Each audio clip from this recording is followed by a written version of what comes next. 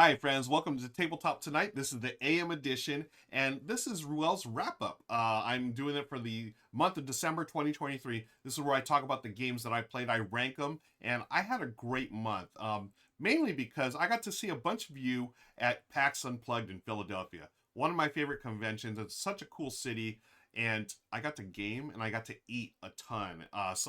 I might have to do a video just about the stuff I ate out there because I love the Red and Terminal Market and I love playing games. And we're gonna jump right into it. What games did I play in the month of December? Let's start with my number 14 game of the month. It was a wonderful. I fell in love with this game the second I played with it. A wonderful card game called Nana. This is the number 14 game that I played. I am ranking them. Nana, folks, if you haven't played it, this game is absolutely. It sounds so funny to me. Amy and Maggie at Thinker Themer explained it to me like this. They pitched it, said it's a cross between Go Fish and a concentration or memory game, which does not sound that appealing. But when you play it, there's me and Michelle playing it right there. I don't know. Okay, yeah. It just works. It's so much fun. You're just trying to find the numbers that match up. You're trying to get three sets of three.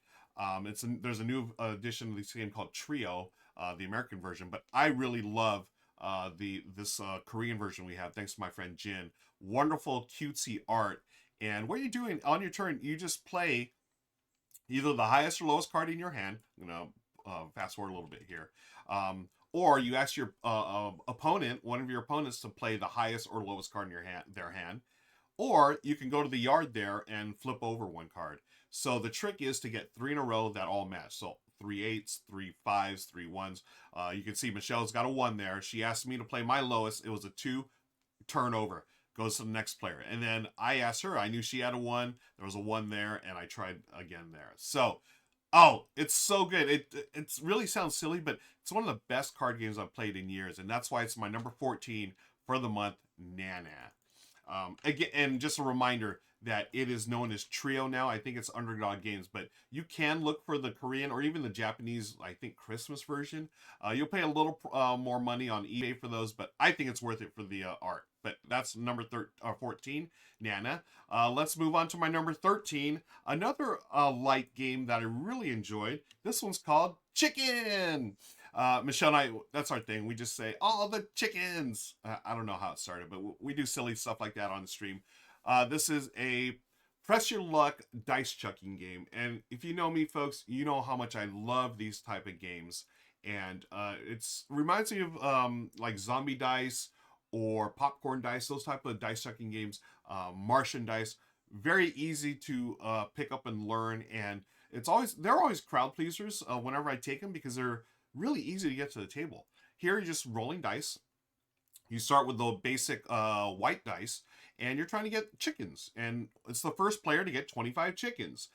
However, here's the twist. Whenever you roll a fox, or whenever you roll three foxes, your turn immediately ends. So you always have this like tension of like, when do I stop and score my chickens? So if I had two chickens, I had two foxes, I'll just stop my turn and score the two chickens. And what chicken does, it's a really cool thing that they do where they have yellow and red dice. They're going to give you better chances of rolling chickens, but also better chances of rolling those darn foxes. So as you roll eggs, that's when you get the yellow and then the red dice into your pool of dice. And you can roll a lot of chickens, but you can also roll a lot of foxes. And when your turn is over, you're going to pass those dice over. The next player can either take all the dice or they can chicken out. They would lose a point, but then they could go back down to just the regular four white dice and then build themselves up as they go. A race to 25, and then the game is over. Michelle and I love this game. It's a keeper, and I've added it to the repertoire of games that I bring to game night that are super easy to teach and get to the table quickly. All right, let's move on to number 12 game. This one is a game that I hadn't played for a while. I hadn't played the new version of this game. I'd played the old one years ago at a game night, and then I got to play it PAX Unplugged with Omar and some friends. This is number 12. Let's get number 12 here. It is Birds of a Feather, the Western North America edition. This is the reprint of Birds of a Feather. There's Stella from Meeple University do a little video here. This was great. I forgot how much I enjoyed this really quick little game of set collection and card selection and set collection. So you're gonna choose a card to play, a bird to play, and some of them are gonna score, and but some of them are going to attack the other birds or basically scatter them out. So if you can keep your birds on the table, from turn to turn, you're gonna score those. But if some of them frighten away, then you're not going to score the ones. And as you can see there, Estella has chased away some of the birds. Folks, I forgot how good this game was. I played the original version, which I liked, but I can't really remember. I know the scoring pad wasn't as gorgeous and colorful, I think, as the original. It's a lot more colorful here. And I think the art is different as well. It's a gorgeous, gorgeous game. And I really enjoy this. Highly recommend. It's got, I guess, like a little push your luck element to it. Like you're trying to see which birds you want to play out there and which ones you hope that stick around. So that is Birds of a Feather, Western North America. I'm going to hydrate real quick. And we're going to move on to my number 11. Now, I've got to say this. As we're ranking the games, I've played a lot of games, it seems like, this month that I've played before. And I'm happy about that because, as y'all know, all of us who play board games, who love this hobby, I feel like we tend to get sucked into the whole cult of the new thing, which is fine. Don't get me wrong, nothing wrong with that. But I really enjoy playing old games that have been around, and even this game that I'm about to talk about, it's not really that old, but it's just that's how we get. We always want to play the latest hotness. So my number 11 is a game that just came out. Was it last year or so? It's called My Shelfie. And it's a fantastic game. I love the fact that designer Phil Walker Harding, praise be, he took Connect 4 and made this really cool set collection game. It's got the same thing as Connect 4. We're literally dropping pieces into this shelf. But the twist here is you can only drop in one column. You can take up to 3 tiles, drop in one column, and then you have your secret mission, and you also have public goals of you're trying to get certain tiles in certain spots, like either 5 in a row or that are different, or groups of 2 that are the same and whatnot. And then on top of that, you get to score points based on the areas that you covered. Oh, it's so good. And we're just talking about games that are easy to get to the table. This you just put this on a table, people immediately think Connect 4. And there's a little close up of what me and my buddy Julie, when we played, that's a little close up the table, and you can see that's, you got cats, you got games, you got books. It is super cute, super thematic, and I adore this game. I think it was in a previous months when I first got it, it was ranked way higher. But of course, all the new stuff I usually rank a little higher. But this one's near and dear to my heart. It's a family favorite. Friends love it, and it's staying in my collection forever. So it is number 11, My Shelfie. All right, let's move on to number 10. This one. Oh, yeah. This is basically like a redo of a game that was a huge hit with my friends and family. This is from Flat Out Games, and if y'all know me, folks, I love Flat Out Games. Anything they put out is basically an insta buy for me. And this is number 10, Point City. This is the redo, basically, of Point Salad, a wonderful set collection game and card drafting. But Point City takes that formula and makes everything about it better. I like to call this almost like a gateway style, Splendor style game, where you're just grabbing cards and eventually doing some light engine building. You get resources; those resources buy you buildings, and some of those buildings will give you points. But some will give you ongoing resources. So it's like getting a discount. So if I build a certain building in the start, that may give me a discount for later in the game when the buildings are worth more points. And just like Point Salad, it's brilliant. You take 2 cards into your hand, and then you use those cards to either build a building or whatnot. And what's neat is as you pull the cards out, they're double-sided. One side has a resource, one side has a building. And anytime you take 2 cards, you're going to replace those depending on what you've taken. So if I took a resource, a new building comes up. Or if I take a building, I flip over the card and a new resource comes up. Wonderful. And you have different end game scoring goals. It's an awesome game. If you like Point Salad, you're gonna love Point City. A lot of people I know have moved on from Point Salad. I'm keeping mine because I feel like it's easier for new gamers to get into Point Salad. It's really simple, but it's brilliant. Point City, you can still introduce it to new gamers, but I feel like Point Salad is the entry point, and this is like, hey, if you like Point Salad, you're gonna love Point City. So that's my number 10 of the month, Point City. Let's move on to number 9. I got to play this one at PAX Unplugged, and this was a new one to me. And one of my Discord members introduced me to this game. And folks, if you haven't already, click on the links below to join the Discord. We have a lot of fun times there doing nerdy and non-nerdy stuff, especially gaming. But number 9, I want to shout out to Discord for introducing me to Bad Company. And this is Rahdo playing through on his channel, Bad Company. I don't know if there's a solo mode, but maybe he's doing maybe it is a solo game that he's playing. I'm not really sure, but we are baddies, basically trying to get away from the cops. We've done bad stuff, and we're collecting items to complete missions and basically outrun the cops. I really like that there's this thing going on where our car's on the track, that upper right board there, and as you move along, there's a cop car that follows you, and if they get close to you, I mean, they don't catch you, but basically you can't do stuff. It blocks you from doing collecting the more rewards and stuff. A lot of fun, and you'll see there the like Rahdo's playing the Sneaky 11. There's a bunch of those that are there, and they all have different abilities and whatnot, and ways to collect resources.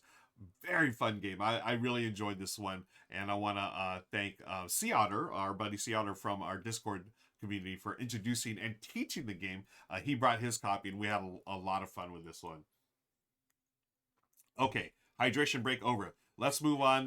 Man, I had such a great time with you all at PAX Unplugged. Thanks again for hanging out with me there. We had a great time playing games and eating snacks. So many people brought snacks. It was terrific. Okay, speaking of snacks and eating, if you've never seen the channel before, folks, I'm sorry. That's what we do. We play games. We talk about snacks. My number 8 game is talking about food, but healthy food, and it's diced veggies.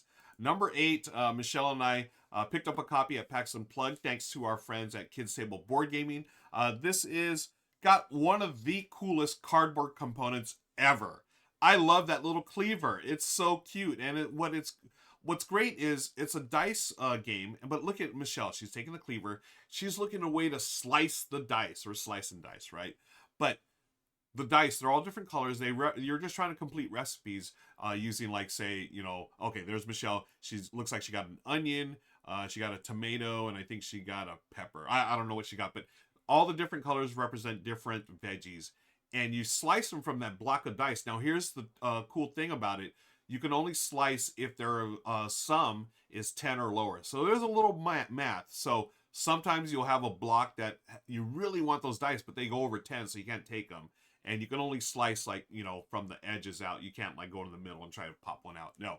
So as you get them, you're going to complete recipe cards. And then you also have hype cards. The hype cards are basically extra points if you can do certain things. Like, the recipe cards are straightforward.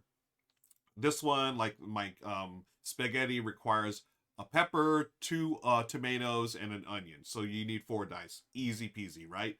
The hype cards, they may throw in a twist, like, hey, if you can do this at the same time you complete that recipe, like, say, have 2 dice that are number 5 and 6, or have a sequence of like 2, 3, 4, or have all the same numbers, that's where you get the bonus points and the hype points. So I was very surprised about this game. I knew I was going to like the component. It's super cute, right? That cleaver, really clever mechanism. But I found out that with the hype cards and the recipe cards, they really go well together, and it's a really replayable game. Again, something that you can bring out. It's light. It's a great filler, and we really enjoyed it. It's a keeper from Kids Table Board Gaming, Diced Veggies. And just, I got to say this. I know I've said it before on the channel. Don't let the name Kids Table Board Gaming fool you. They've got some terrific games that are definitely made for, I guess, you want to call them more experienced gamers. You don't have to be a kid to enjoy them. Diced Veggies, the one I always think, oh, now I forgot the one about diving. What is that one called? Darn it, I'm going to have to look it up live here. So, the Kids Table Board Gaming, There's a game about a deep dive. Is it called deep? No, it's not called a deep dive. Kids Table Board Gaming. I really loved it. It reminded me of almost like a Steffenfeld. What is it called? Steffenfeld point salad, but it's not point salad. It's Wreck Raiders. Wreck Raiders.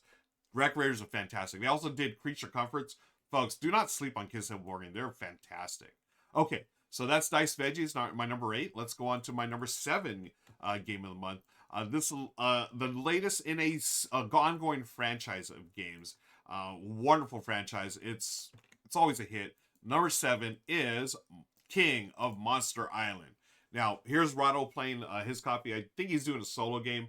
And it's interesting that he did this. I mean, first of all, shout out to Rahdo for wearing a Tabletop Tonight shirt. I'll put links in the show notes where you can get that shirt, folks. I love that he's doing it this way because he wanted to show the volcano and the monsters. It's a big old game in the vein of King of Tokyo, right? You roll dice, you're trying to beat the baddies. But this case, and I know why Rahdo loved this one, it's a cooperative game. You are all trying to get rid of the monsters, punch them in the face and, hoping to complete missions and whatnot. And what I love is you got new monsters, but you have this really cool thing where you drop dice into that volcano. So the volcano is like a dice tower. And then wherever those dice show up, those are the monster dice. Wherever those show up, that's where they're going to do damage. And you're trying to target those, and you can get help from your allies. They're going to give you special things. And then is this one of the, that's one of the monsters there that Rahdo just showed. Those monsters, they get stronger as the game goes on. And I really like that evolution of monsters. It really takes a lot of the cool things in King of Tokyo, King of New York, is it King of New York? Yeah, the one where they go to New York. And some of the expansions as well. They just take everything, throw it in here, and make this really fun game. And I honestly think it's the best one of them all. That is King of Monster Island. My number 7. I'm going to take another quick sip of water. And we're going to go on to number 6. Number 6, folks, one of my favorite games of 2023. It was a hit from the second I played it. I loved it. This is, another cooperative game. Number 6, Sky Team. Boy, oh boy, this dice placement game, folks, just rocks. This is me and my buddy Daryl playing on my channel. I've also played it with Rahdo on his channel.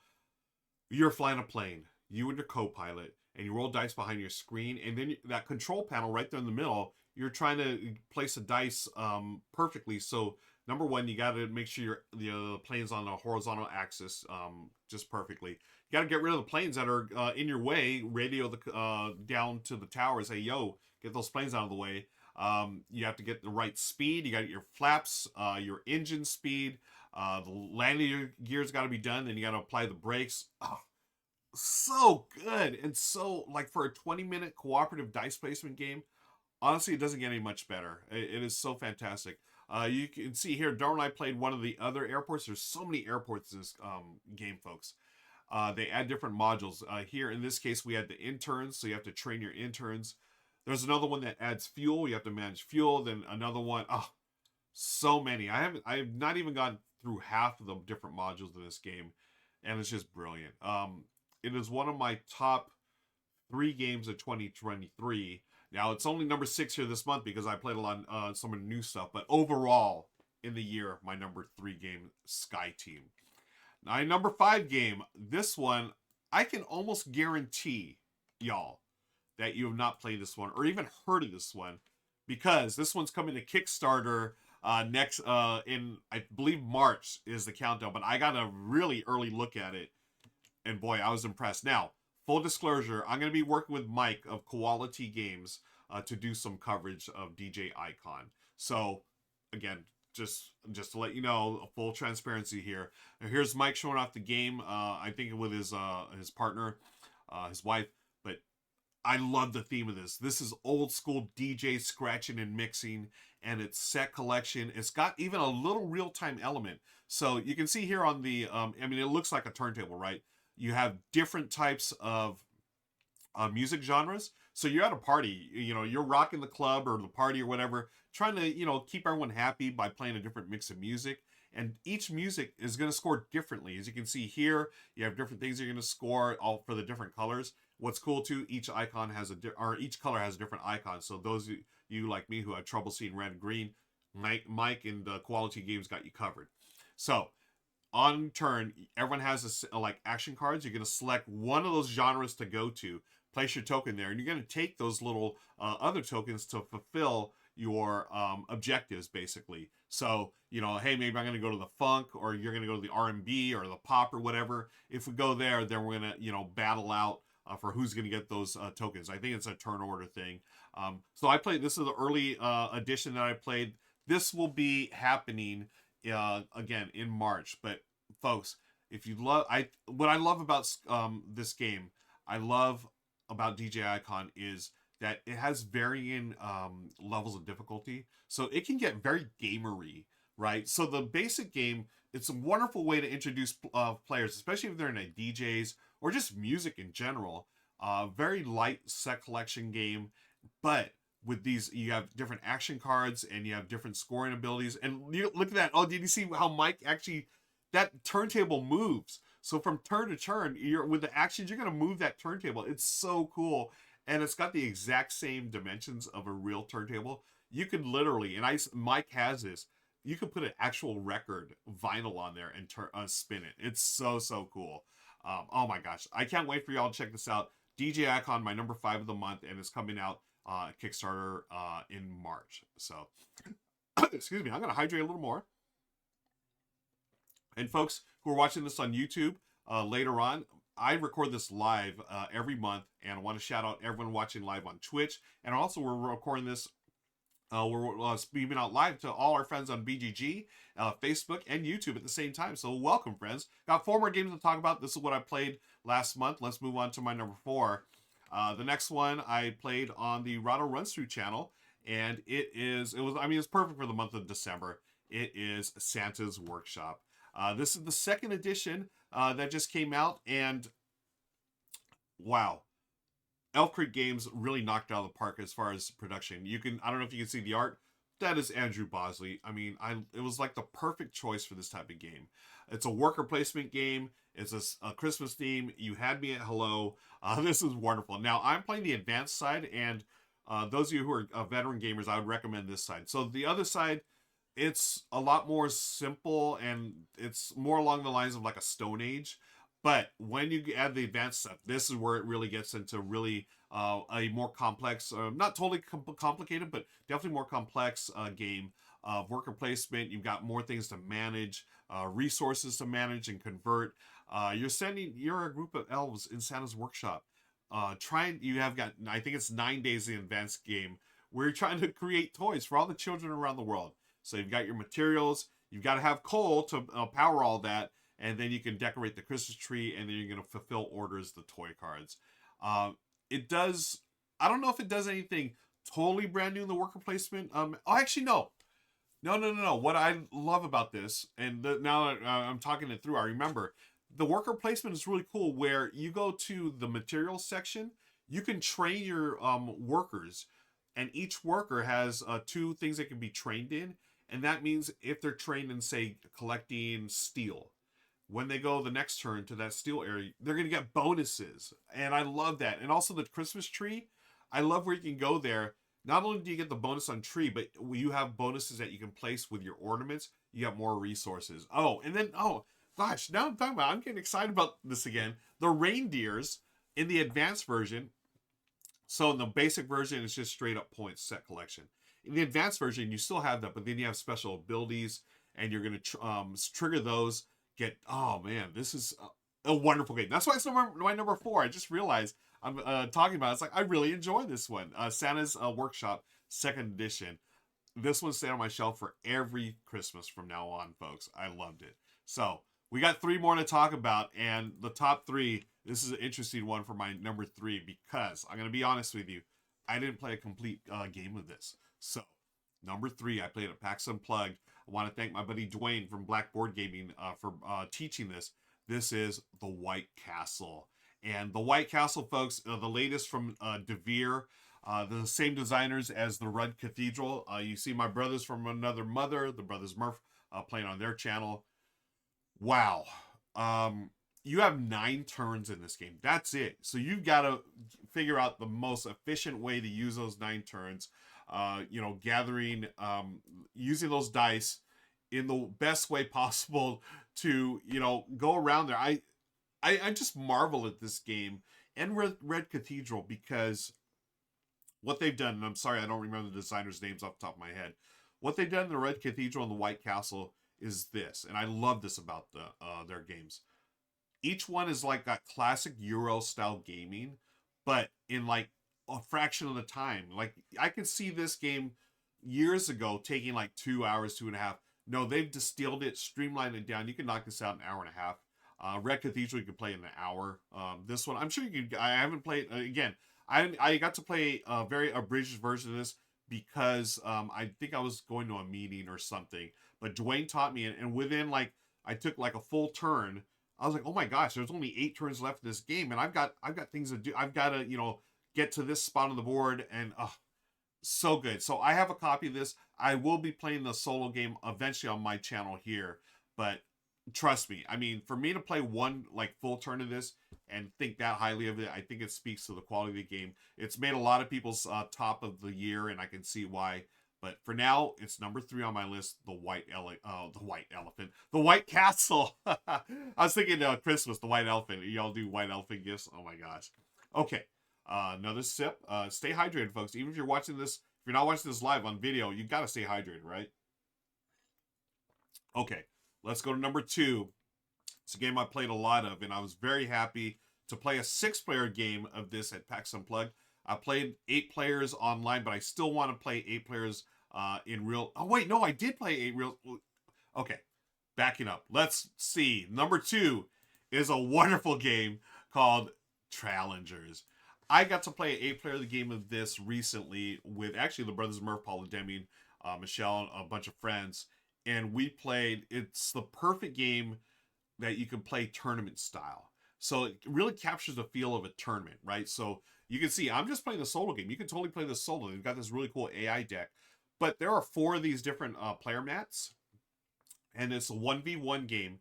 And it's basically the classic card game War, but with deck building into it, with special abilities, just enough for gamers that really like this. And at first you think, this is sort of silly, whatever.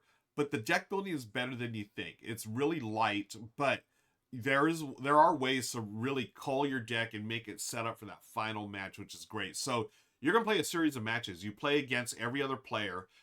7 games you're gonna play total, and then after the 7th one, whoever has the most points, the 2 top players, they go for the final match. And it's so good. It captures the feeling of a tournament in about 45 minutes to an hour. I marvel at this game and I love it. And I think more, you know, this is staying on my collection for sure, because you know, what games are there that play 8 players so great? Now, I used to go to Ethnos, that played up to 6. This plays up to 8, and it's actually easier to play and understand. And you could always play a party game for 8. That's fine. But if you want something with just a little more meat on its bones and actually some strategy and just the fun of like playing a tournament, like, we had so much. There's always like those moments like, everyone's cheering or yelling, it's like, or booing or whatever. And once you get to the final one, it's really cool to see. So that's why it's my number 2. I've loved it from the get-go. This was actually my solo run through for Rahdo's channel, but it is Challengers, folks. Definitely check it out if you haven't. Okay, I've got one more game to talk about here on Ruel's wrap up. These are the games I played in December, and this is the game that I actually ended my 2023 year with. Michelle and I played it for the Tabletop Live Network, and I loved it. This game I felt like flew under everyone's radar for 2023. It's one of my favorite games of 2023. It is Rebuilding Seattle. Oh my goodness. Tile laying, an economic management game. It's got this really cool theme of, hey, after the Great Fire of 1889, Seattle was burned down. You and your opponents are city planners trying to rebuild the city through tile placement and also managing resources. Folks, money is tight in this game. You've got to figure out a way to get money so you can build buildings in your neighborhood. And you've got polyominoes. There are, the polyomino stuff isn't really tough in this game. And you do have to have enough room to place your buildings. And you want the certain buildings to score because you're going to get more money for them.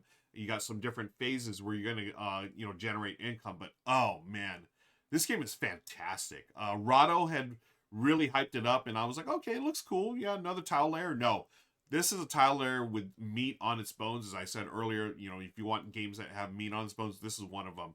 I'd call this like a mid-weight game where you have 3 rounds to get as many points as possible. There are different ways to score depending on which buildings you go for. And what's really neat is to generate that income, you're going to have to get you're going to have to build up your neighborhood with amenities, right? So as the population grows, you have different amenities, and then those amenities, depending on the quality of them, will generate points, income, or both. And what's really neat is I've won games and I've lost games where I've gone heavy on a track, I've gone light on another track, I've gone heavy on 2 tracks, and it's really, I feel like all the games I've played are close. And it's so good. I really, I don't know why this flew into the red. Maybe people are like burned out on the tile lane thing, or just maybe it was the theme, but I loved it. I think it's a brilliant game, and it was my #1 game of the month, Rebuilding Seattle. And you know, it's gonna be my #1. It's gonna be one of my favorite games of the year as well, folks. I think Rebuilding Seattle is just brilliant, and I'm looking forward to solo playing it. And I think it plays up to 5. Is it 4 or 5? I forget. But I'm looking forward to playing at higher player counts as well. Anyways, thank you so much for joining me today, folks. This has been Ruel's wrap up for December. Click on the links below for more info about all the stuff I do, and be sure to hit that like, subscribe button. All right, talk to you later. Bye.